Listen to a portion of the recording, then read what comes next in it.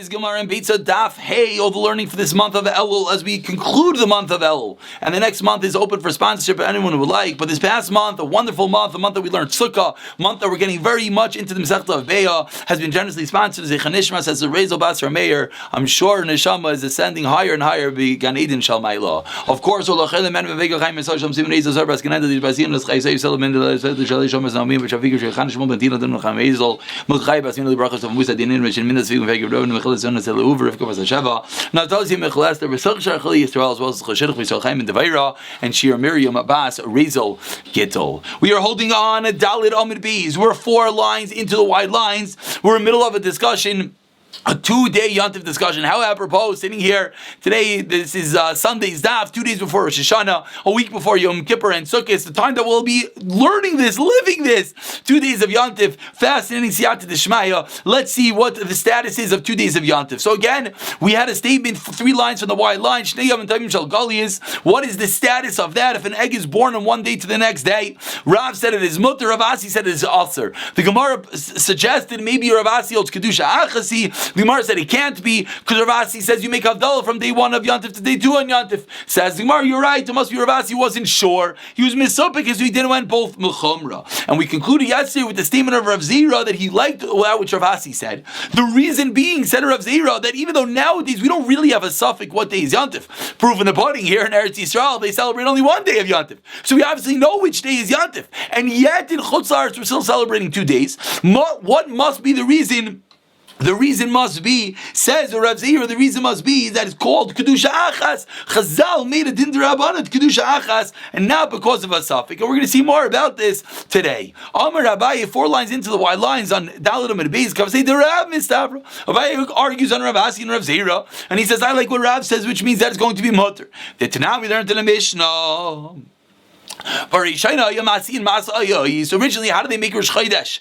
So they gave testimony in the new moon, and then they would wave torches. When the Kusim messed them up, they decided no more torch waving to tell everyone it's Rosh Chodesh. Rather, they would send out a messenger. Ve'ilu balu kusim. And but what do we see from the Mishnah? That if the Kusim were no longer around, the only reason we don't do the torch waving is because we're afraid of the Kusim messing us up. But let's say the Kusim are no longer, what would we do? Chad Yaima. It would sound like we would go back to 1 day of Yontif. And wherever the messengers reached, they would only have 1 day of Yontif. So what do we see? We see that the 2 days of Yontif is not one extended period of time, but that was made due to the suffix, but rather it's only because of a particular issue of the Kusim, and therefore this goes with Rav, that nowadays it's really not Kedusha Achasi, really it's Shtei Kedushas, 2 independent different days, and therefore Rav is right. The Rav said an egg born on day number 1 will be allowed to be consumed on day number 2. Says the Gemara, asking a question on Abaye. Abaye just said that why do we have 2 days of Yontif? It's all a suffix, and that's why it's not Kedusha Achas, and that's why Rav is correct. It's something born on day 1 will be allowed on day number 2. Ask the Gemara. The obvious question. Nowadays we know what day Yontif really is. So why are we making 2 days? Says the Gemara, you know why? Misham Nishalchi Mitam, because they sent from over there such a big line, a line that is so incredible to hold in our back pockets as we go into Yontif. Be careful with the customs of your ancestors, the minhagim, zemanim, the gazru amalchas gzeira, because we're afraid maybe they're going to make a decree, and we're going to come to forget which days it's going to be Yontif, and therefore La'ilam Va'ed, they made that there's always going to be 2 days of Yontif. Says the Gemara, and that is how we're going to answer up why even nowadays when we don't really have a suffix, we're still going to have 2 days of Yontif. Itmar, says the Gemara, Araya to Rav. Rosh Hashanah, 2 days from now, 2 days of Rosh Hashanah. What is the status? A bit of a confusion in the world. Says Rav and Shmuel, if something is born on 1 day, it's forbidden on the next day. How do I know?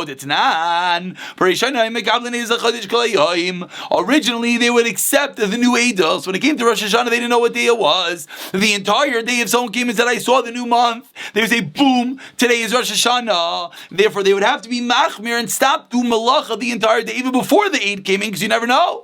Pamachas, you know what happened? The Eidim came very late in the day. As we turn over to today's daf of Amud Aleph, and the Levium messed up. They seen the wrong shear, meaning they thought it was a weekday. So he said a regular weekday shear, and then the Eidim came. It became that day into Rosh Hashanah, and they had sung the wrong shear. Because of that, and I'll just point out, it's a large discussion. First of all, Rashi points out, number one, he was talking about the shear when by Tamid shall be in Rabbayim.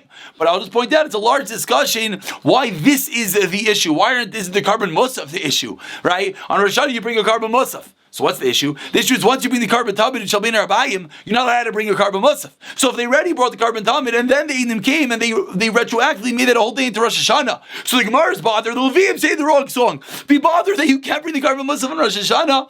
One potential answer is that you would be allowed to bring the carbon musaf even after the carbon tamid, breaking all the rules. Says the Gemara, but back into our Gemara, they would only accept Eidim until mincha. They would make that day and the next day holy. So what do we see? We see that even in the times of Bezdin, when it came to Rosh Hashanah, there would be some times that there would be 2 days of Rosh Hashanah. We think the only reason we have 2 days of Rosh Hashanah is nowadays. It's not true, says the Gemara. Back Bisman Bezdin, they would only accept until Mincha, and then they would make both days into Yontif. So we see it has nothing to do with a suffix. Rather, the reason is that the Rambanan made a decree that it's going to be one large Kedusha, and that is the status of Rosh Hashanah. Says the Gemara, Amar Rabba. Let's go back a little. From when Rav Yochanan ben Zakkai made his decree, what was his decree? That an egg that was laid on day number 1, Beitzah Muteris, is going to be mutter on day number 2. The Tanana, we learned in a Mishnah, Mishachar Beis Hamikdash, Rav Yochanan ben Zakkai, Shebekal Neiz Ochedesh Kol Hayom, they would accept the Eidos the entire day. And similarly, he says the Gemara, is that the Beitzah Shenolda on day number 1 would be mutter on day number 2, because it's not considered one large Kedusha, rather it's considered a suffix, and therefore it's going to be allowed on the next day. Says the Gemara, 1 second. Amar le Abaye, says Abaye, for Rav Shmuel Amar Tavayo Beitzah Asura. You just told me everyone agrees that egg is mutter, but we saw yesterday that we saw today on the bottom of the Amar Abayes that Rav and Shmuel both were of the opinion that the egg is forbidden. Amar le Amin al-Khan, no, Rav Yochanan ben Zakkai. Fat Amar le Rav and Shmuel. What's your question? I tell you, Rabbi Yochanan ben Zakkai, and you ask me a question, Rav and Shmuel are Amarayim. Rabbi Yochanan ben Zakkai is a Tana. So I told you a Tana says it's mutter, and you say, wait, but the Amarayim say it's aser. Shkoyach, that's not a question. Says the Gemara, 1 second. Well, Rav and Shmuel, Kasha Masnisan. Okay, so let's flip it. You're right, I asked wrong. But at the end of the day, it's a Kasha, it's shver. How could Rav and Shmuel to Amarayim say it's aser if Rabbi Yochanan ben Zakkai saying it's mutter? Answers the Gemara like Kasha Alon, V'halu. The difference is going to be the Rav and Shmuel, when they said it's Asur, is referring to in Bavel, outside of Eretz Yisrael, of course, whereas Rav said it's Mutter, it's referring to inside of Eretz Yisrael. When you're in Eretz Yisrael, what's the difference? The difference is that in Eretz Yisrael, all has to do with the new moon, all has to do with the new month, and that is when Rabbi Yochanan ben Zakkai said that since they're accepting the Eidim the entire day, therefore it's all going to end up being a suffix, and therefore it's going to be mutter on the next day. But outside of Eretz Yisrael, it's not true. Outside of Eretz Yisrael, it's going to be that same original decree, and therefore Beitzah Shenolda on one day, says Rav and Shmuel, is going to be forbidden on the next day. And that is the discussion. And basically the reason being, just to point out, like we said a moment ago, is that outside of Eretz Yisrael, it's going to be Kedusha Achas, one large Kedusha, and therefore something born on day number 1, of course, is Asr on day number 2, just like it's Asr on day number 1. For Rav Yosef Amar, he disagrees with this whole discussion. Even after Rav Yochanan ben Zakkai, even after he allowed them to accept the new Eidos the entire day, it's still Asr. Such an important rule when you have a Davar Minyan, something created by a Bezdin, you can't just throw it out the window. You're not going to destroy Dinei D'Rabbanan. You need another Bezdin of equal or greater caliber to rescind it, and therefore says Rav Yosef, even after Rav Yochanan ben Zakkai made his takana, the egg is still going to be forbidden. Amar Rav Yosef, where does this rule come from? This fascinating idea, something decreed by a Bezdin needs another Bezdin to get rid of it. Where does that come from? Amar Rav Yosef. Mana, where do I know this from? It says in the Torah, Leichamer lehem, go tell them shuvu lechem lo leichem. After Matan Torah, Hashem says to Moshe Rabbeinu, tell Klal Yisrael to go back home. V'amar, in a different pasuk says, when they blow the shofar in Yovel, they could go up the mountain. Second, the Gemara is going to explain what each of these psukim are doing. But before we get there, V'tanya in the third pasuk, that anything which is Keren Revai, the stuff from the fourth year, they will bring it up from Yerushalayim. If it's within one day to Yerushalayim, and that is the area, the tchum, that allows you to bring it up to Yerushalayim. All min hatzafim v'akers min hadarim, lod min hamayrev yardei min ha-mizrach. And of the three sources, we don't right now understand them yet, but three sources which Rav Yosef is teaching us, proves to us, called davar shebeminion zarch minion achel atira. Again, something that was created by a bezdin, you need another bezdin to rescind. Three different sources. Source number one, Moshe Rabbeinu, go back home. Source number two, by Yovel, and source number three, by Kerem Revai. Ve'omar Ula, of course, the vav connecting to the previous statement. Ula explains, V'dema Rabbi Rachanam Rav what is the reason? Again, this is going on the last case, the case of Kerem Revai. What is the reason you have to bring up the produce to Yerushalayim? Why can't you redeem it and bring the money to Yerushalayim? In order to adorn all the marketplace of Yerushalayim with fruit, therefore we wanted all the regalim to bring up the fruits with them. Veitanya, and we learned in a Beitzah, Kerem Revai, Rav Eliezer had Kerem Revai, these produce from the fourth year, but Mizrach, in the Mizrach Lod, in the east of Lod, beside Kfar Tavi, near Kfar Tavi, moving over to Dalit Beis, Ubikish Lafkidulanim, and he wanted to leave it for the poor, because he couldn't bring it up to Yerushalayim, it was too much stuff. Amrloi Talmidav, the Talmidim said to him, Rabbi, Kfar Nimnu Alecha Chavercha. And of course, this is what we need this for. Your friends already decided, Vitirua. They already decided that if you're within 1 day of Yerushalayim, you're allowed to redeem it. Okay, so first of all, we just got a bit of clarity on what the price is talking about, and we have a source. What was the price talking about? I said, Kerem Revai, you could bring to Yerushalayim. And then it said, if you're within 1 day, something changes. Now we understand what changes. V'tirua, they allow them to do what? To redeem the produce and bring up the money to Yerushalayim. So the Talmidim are asking, I don't understand. You want to be mafkir to the aniyim. Why? You should redeem it and bring up the money to Yerushalayim. So now, says the Gemara, end of story. But man chavercha, what do they mean when they told Rav Yochanan ben Zakkai, your friends? Man chavercha Rav Yochanan ben Zakkai. What are the friends? They are Rav Yochanan ben Zakkai. So Taima de Nimnu. The reason is because Rav Yochanan ben Zakkai inside Bezdin Nimnu. They counted and they voted and they decided that's the din, and that's why you can't get rid of it. Halai Nimnu Loi. But we see that what if he did not have a count, if he did not have a proper Bezdin Loi, then it would not be allowed. So we see that once a Bezdin makes a decree, it's binding until another formal Bezdin could rescind it. That was proof number 3. Again, we had 3 different proofs. We had 1 about going home after Matan Torah, 2 about Yovel, and 3 about Kerem Revai. We just learned the 1 about Kerem Revai from the fact of Yochanan ben Zakkai was told by his Talmidim, Nemnu alecha chavercha, your friends already decided that what's going to be the halacha, that you're allowed to redeem it. Let's just see one Rashi before we continue. Rashi in the first hour line. The original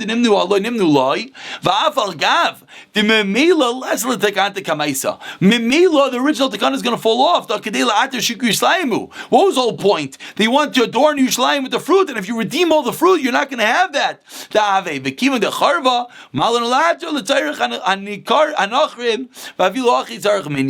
And there's now no more reason. Meaning, if the whole reason and impetus of the decree is no longer, maybe the whole thing should fall off. Why is there no reason? Because now they're going in Yerushalayim. So who cares to adorn the marketplace? Then yet, what do we see? We see that you're not allowed to rescind the decree. So we see a fascinating rule of source number 1, source number 3 really, that when Bezdin, when they were Nimnu V'Gamru, they made a count in the Bezdin, and they decided this is the halacha, you're not allowed to rescind it without a proper Bezdin larger or the same size. Says the Gemara, Maiva Oimer. Let's go back. Rav Yosef had 3 sources. Let's understand the first 2. Hachi Gamar, says the Gemara, This is what it means. Mechli, let's see. It says for 3 days prepare for Matan Torah and do not go to your wife. So after Matan Torah, why did Hashem have to tell Moshe Rabbeinu to tell Klal Yisrael, go back home to your wives? It's Pashut. Hashem said, prepare for 3 days Matan Torah. After Matan Torah, go back home. Why do we need a specific decree? Hashem telling Moshe, go tell Klal Yisrael to go back home. Shema Mina, we see Hashem made the original decree. Because Hashem made the original decree, it's not going to be able to be rescinded. It's not going to be able to go on and allow them to go back home and have relations with their wife unless Hashem himself says it's no longer. Source number 2, that once we have a decree, we can't rescind it without someone equal in caliber. V'chitema. Says the Gemara. So that's source number 1 and 3 we so far explained. Now we're trying to figure out number 2. Why do we need number 2? Maybe you're going to suggest maybe it's going to teach us a chiddush that there's a mitzvah. Maybe it comes to teach us that it doesn't mean, again, we thought that there was an Isser, husband and wife, before Matan Torah. And then came along Torah, Hashem said to Moshe to go back home, that gets rid of the Isser. Says the Gemara, how do you know that? Maybe the pasuk just means to teach me that there's a mitzvah for husband and wife to be together. Tashema. Therefore, said the Beitzah, said Rav Yosef and Amar Aleph, I have another pasuk.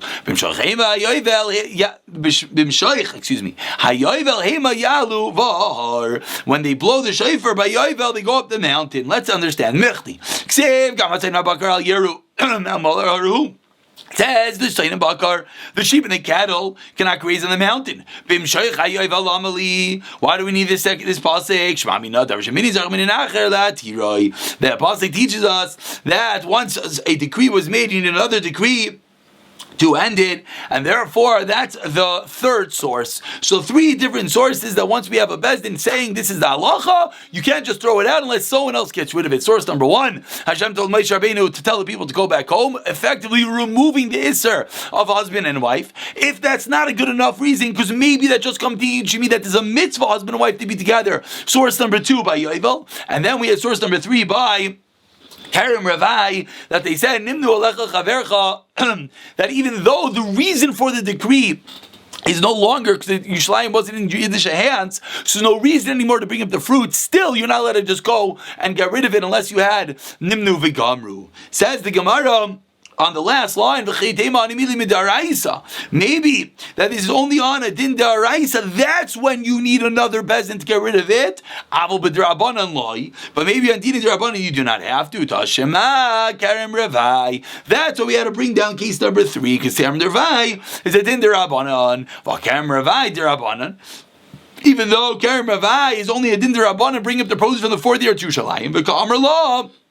And yet we said in the Beitzah, on the top of the Amid, what happened that the Talmidim said to Rav Eliezer, Nimnu alecha vercha, really your friends already decided, Rav Yechim and Zakkai, and therefore we see the Tirua, and they allow that you're able to be redeeming it, that even though it's a din d'Rabbanan, and even though the reason doesn't apply, you still need a Rav Yechim and Zakkai to allow you to redeem and bring up the produce to Yerushalayim. 3 sources to this fascinating rule that the only way to get rid of a rabbinic decree is if you have another set of Rabbanan getting rid of it, and of course this, number 1, gives us the Shivas of Dini D'Rabbanan, that we can't just throw them in the garbage, even if the reason doesn't apply. And of course, nowadays, it's never going to be a Bezdin that's as great as prior Batei Tinim, and therefore, whatever D'Rabbanans there are, will have to stand La'ilam Va'id. Says the Gemara, let's go back to our egg born on Rosh Hashanah.